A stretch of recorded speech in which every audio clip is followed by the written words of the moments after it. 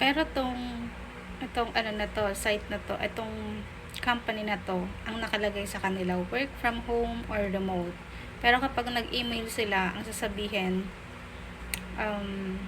on-site application, evaluate Muñoz, Quezon City, blah, blah, blah.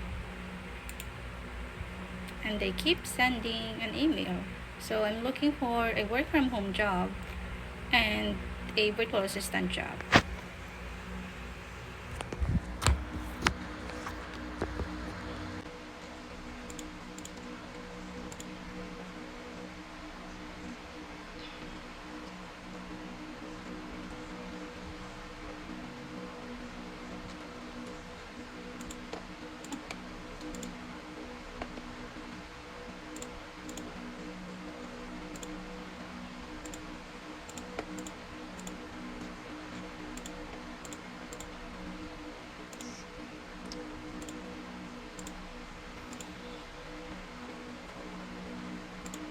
Let's find another job using online job.ph.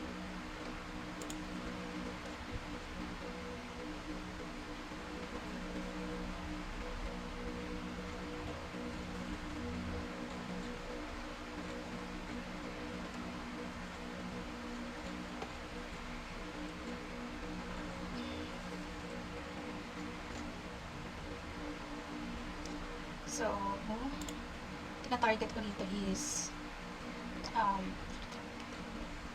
yung mga direct client. So, you need to check yung mga name if it's direct client. Pag may nakalagay na sounds like company, if ayaw nyo ng mga agency, skip nyo lang.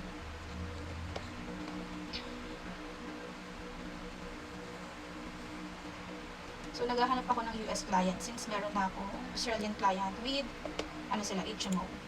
So, I still need more client for US. Kasi wala na akong ginagawa after ng 2 p.m. So, I'm hoping na makuha tayo ng client for US.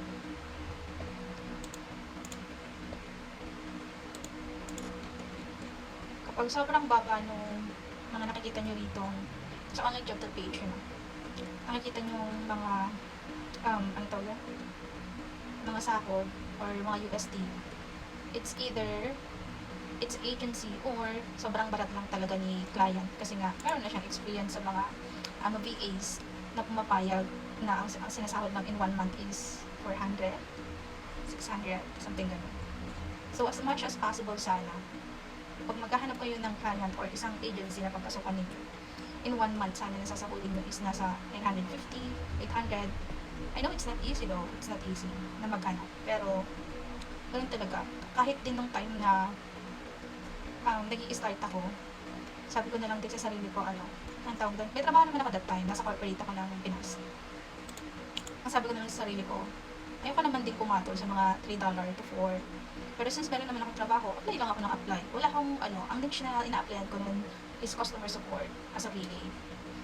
Pero ayoko na rin talaga sana customer support or, basta customer support kasi nga, natotoxican na ako dun sa customer support.